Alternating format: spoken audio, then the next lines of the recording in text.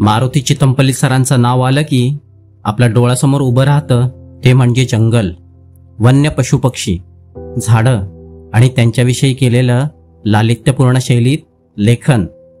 ज्या भागात माणसाचा वावर नाही अशा ठिकाणी सरांनी राहून तिथल्या कुवार व गूढ अशा निसर्ग व वन्य प्राणी पक्षाबद्दल आपल्याला बरीच अशी दुर्मिळ व रोचक अशी माहिती आपल्या लेखांद्वारे करून दिली आहे. पण आजचा लेख जरा वेगळा आहे. चित्रकार आलमेलकर हे सरांचे खूप खास मित्र होते. ह्या लेखात आपल्याला बस्तरमधील माडिया मुरिया या लोकांच्या प्रथा, त्यांचे राहणीमान आणि त्यांचे घोटुल याविषयी चित्रकार आलमेलकर यांनी सरांना दिलेली माहिती आणि माडिया मुरियांच्या 7 शृंगारातून सरांना नामशेष झालेल्या अरुण बाड्डा या बदकाच्या गुलाबी पिसांचं झालेलं दर्शन या लेखातून आपल्याला पाहायला मिळणार आहे. चितमपल्ली सरांनी ते आपल्यासमोर अगदी साध्या पण लालित्यपूर्ण भाषेतून मांडले आहे.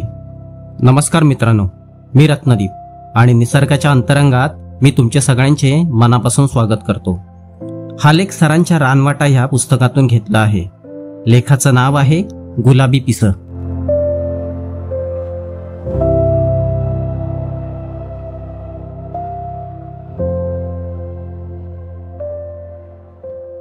बस्तरमध्ये नारायणपूरला मुख्यतः 3 मडई जत्रा भरतात. दसऱ्याची मडई, दिवाळीची मडई, होळीची मडई. मुरियाला या मडईचं फार वेड.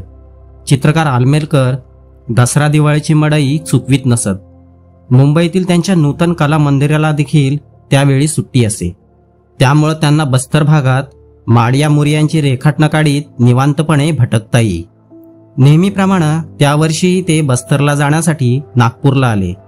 इथून ते रायपूरहून नारायणपूरला जाणार होते. 1-2 दिवस माझ्याकडे थांबले. बऱ्याच गप्पा गोष्टी झाल्या.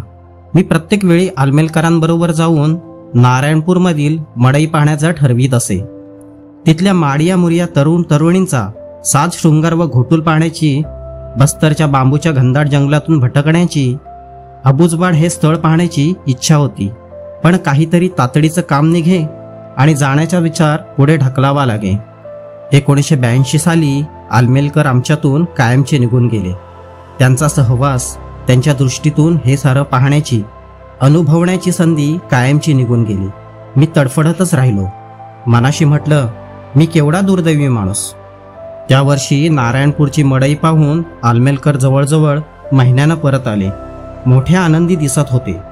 तसे ते नेहमीच हसतमुख असत. मडईतील माडिया मुरिया तरुण तरुणींची शेकडो लक्षावधी रेखाटनं त्यांनी काढली होती. ती मी एक एक पाहत असताना मुरिया तरुणाच्या रेखाटनानं माझं लक्ष वेधलं. त्याच्या पागोट्यात पक्ष्याची पिसं होती. आलमेलकरांनी ती अतिशय रेखीव काढली होती. मी विचारलं, ही कोणत्या पाखराची पिसं? त्याने रेखाटनाच्या मागच्या बाजूला लिहिलेलं टिपण पाहिलं. त्यांची टिपण सविस्तर असायची. रेखाटन काढलं की त्या माणसाचं नाव, गाव, पत्ता लिहिलेला असायचा. ते पाहून ते सांगू लागले, बरं का, मडईतून भटकत होतो. एका ठिकाणी मला रुबाबदार मुरिया तरुण भेटला. वनमाळी त्याचं नाव. त्याच्या पागोट्यात पक्ष्याची सुंदर गुलाबी पिसं होती. मला ती फार आवडली. त्यातील 1-2 पिसं मला देतोस काय असं विचारता असता तो म्हणाला, ही ज्या पक्ष्याची पिसं आहेत तो पक्षी हल्ली इथल्या जंगलातल्या तळ्यात मिळेनासा झालाय. ही पिसं फक्त माझ्याजवळच आहेत. हे माझं मडई शृंगारातील वैशिष्ट्य. अशी अप्रूप वस्तू मी तुम्हाला 100 रुपयातही विकणार नाही. असे सुंदर पक्षी देवानं आमच्या शृंगारासाठी गोळा केले आहेत. आम्ही त्याची शिकार करतो. ती त्यांच्या मांसाकरता नसून केवळ पिसांकरिताच असते. मडईत जुन्या ओळखींना उजाळा मिळाला. नव्या ओळखी झाल्या. वनमाळीची मी अनेक प्रसंगी रेखाटनं काढली. मला त्यानं आपल्या घरी नेलं. तिथं 2-4 दिवस राहिलो. निरोप घेताना वनमाळीनं पागोट्यातील काही पिसं मला भेट दिली असं सांगून त्यांनी रेखाटनाच्या वहीत जपून ठेवलेली पिसं काढून मला दाखवली. ते पुढे पुन्हा सांगू लागले, वनमाळी मोठा दिलदार होता. घोटुलचा मुखिया होता. या त्याच्या पगडीतील गुलाबी पिसावर अनेक मुरिया तरुणी फिदा होत्या. मी ती पिसं हातात घेऊन काळजीपूर्वक पाहिली. ती अरुण बाड्डा या नामशेष झालेल्या रानबदकाची होती.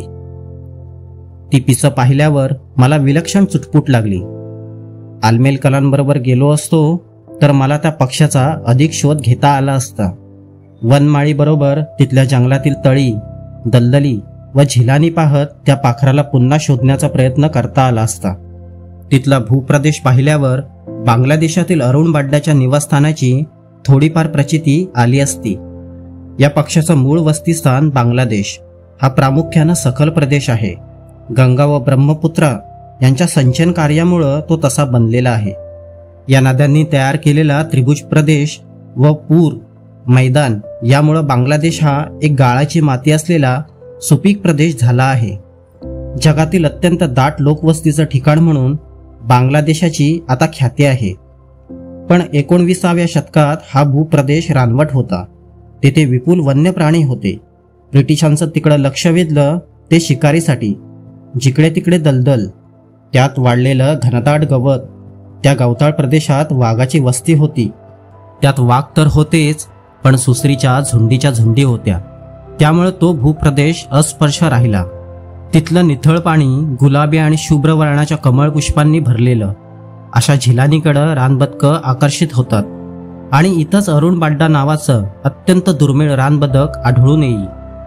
अशा कुवार रानवट प्रदेशाचं वर्णन गाय माउंटफोर्ड या वन्यजीव तज्ज्ञानं द व्हॅनिशिंग जंगल या पुस्तकात केलं आहे. हा पक्षी अतिप्राचीन काळापासूनच दुर्मिळ आहे. सम्राट अशोकाच्या 5वा स्तंभ शिलालेखात नोंदलेल्या संरक्षित पशुपक्ष्यांच्या यादीत अरुण बाड्डाचा समावेश आहे. चकचकीत गुलाबी डोकं आणि मान असलेला हा सुंदर पक्षी साऱ्या रानबदकांत उठून दिसतो. बाकीच्या शरीराचा रंग तपकिरी पिंगट असतो. आभाळात उडू लागला की पंखाखालील पिवळट गुलाबी रंग त्याच्या शरीराच्या तपकिरी रंगाला शोभून दिसतो. नर मादी जरी दिसायला सारखे असले तरी मादीचं डोकं व मान यांचा रंग फिकट गुलाबी असतो. एकदा नवेगावच्या तळ्यात या पक्ष्याची जोडी पाहण्याचा योग आला. माझ्या डोळ्यांवर विश्वास बसेना.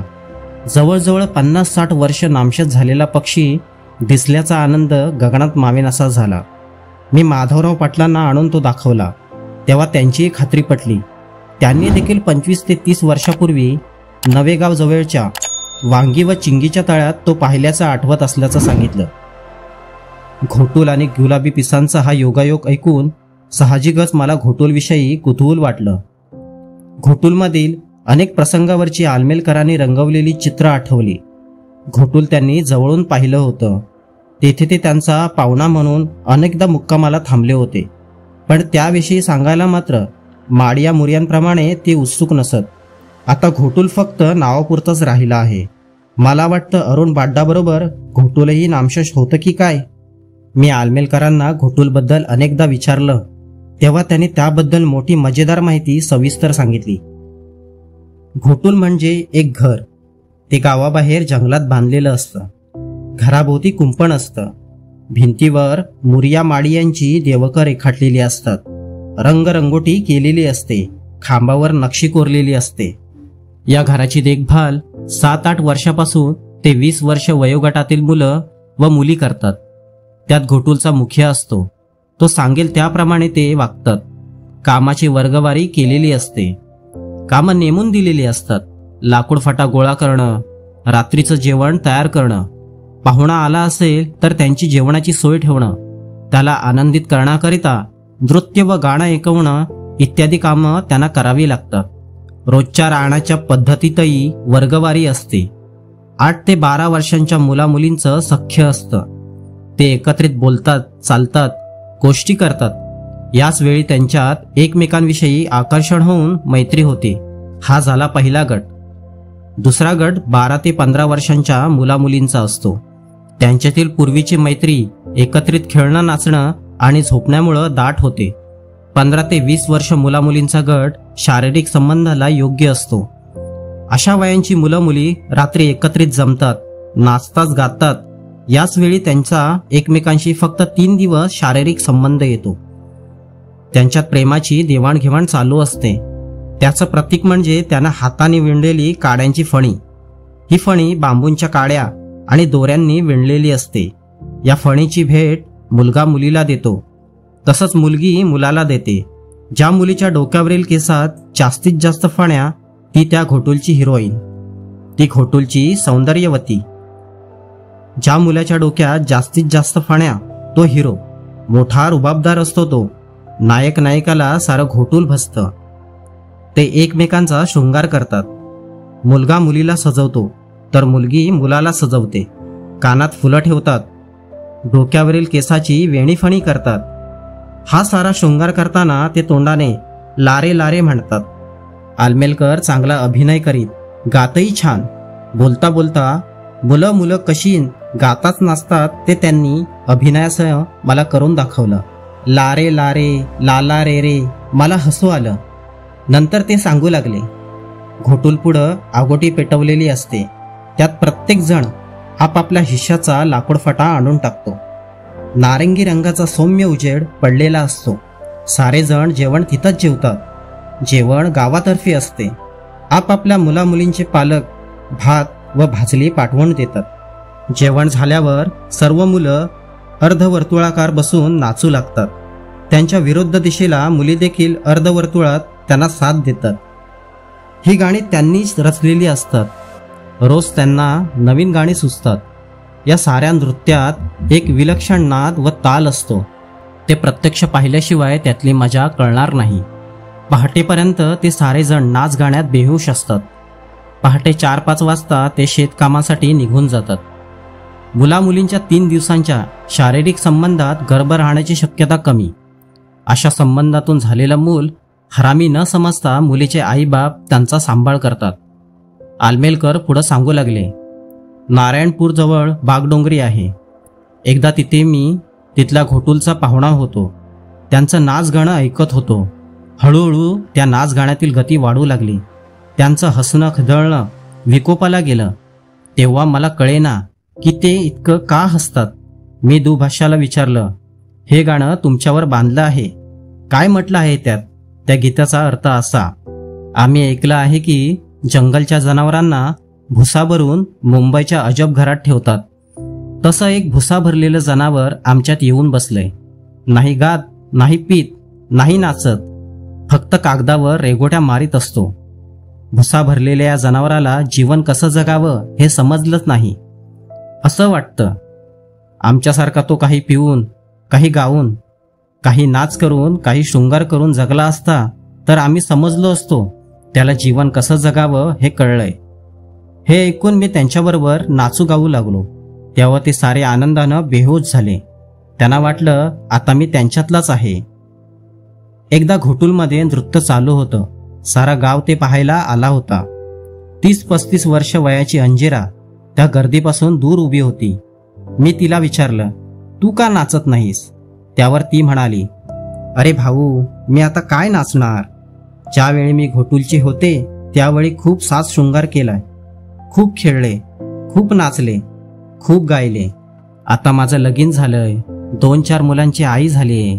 आता मी संसारी बाई. हे सारं नाच गाणं लग्नाच्या अगोदर. आलमेलकर पुढं सांगू लागले, घोटूलचा आनंद ते वयाच्या 25 वर्षापर्यंतच उपभोगतात. आपला जीवनसाथी शोधतात. अशा वेळी घोटूलची मुलगी आपल्या डोक्यातील फणी ज्याची त्याला परत करते आणि फक्त एका मुलाची फणी आपल्या डोक्यात ठेवते. ज्याची फणी ठेवते त्या मुलाचा हात धरून ती घोटूलमधून आपल्या घरी जाते. तिचे आईबाप त्यांचं स्वागत करतात. मग त्यांचं लग्न होतं. त्यानंतर परत घोटूलमध्ये कधीही जायचं नसतं. दुसऱ्या दिवशी आलमेलकर परत मुंबईला गेले. त्यांची अधूनमधून पत्र येत. एकदा त्यांचं सविस्तर पत्र आलं. पत्रात लिहिलं होतं, परवा माझा चित्रांचा अल्बम चाळीत असताना नामशेष झालेल्या ज्या अरुण बाड्डाच्या तुम्ही शोधात आहात त्यांचं चित्र मी 25-30 वर्षापूर्वी नारायणपूरला असताना रंगवलं होतं. आता त्या पक्षाचं रंगीत छायाचित्र पाहिल्यावर सारं काही आठवलं. पण मूळ पेंटिंग मात्र एका प्रदर्शनात विकलं गेलंय. ते कुणी घेतलंय, कुठं असावं हे मात्र आता आठवत नाही. आलमेलकरांचे ते दुर्मिळ चित्र मिळवण्याचा प्रयत्न मी अजूनही करीत आहे. आलमेलकरांच्या व नामशेष झालेल्या पक्षांच्या आठवणीसाठी. मित्रांनो, या लेखात आपल्याला बस्तरमधील माडिया मुरिया या लोकांच्या प्रथा आणि त्यांच्या राहणीमानाबद्दल आलमेलकर व चितमपल्ली सरांनी माहिती सांगितली आहे. तर तुमच्या या लेखाबद्दल काही प्रतिक्रिया असतील तर मला कमेंट करून नक्की कळवा व असेच निसर्गमय लेख ऐकण्यासाठी आपल्या हक्काच्या यूट्यूब चॅनलला सबस्क्राईब करायला विसरू नका. धन्यवाद.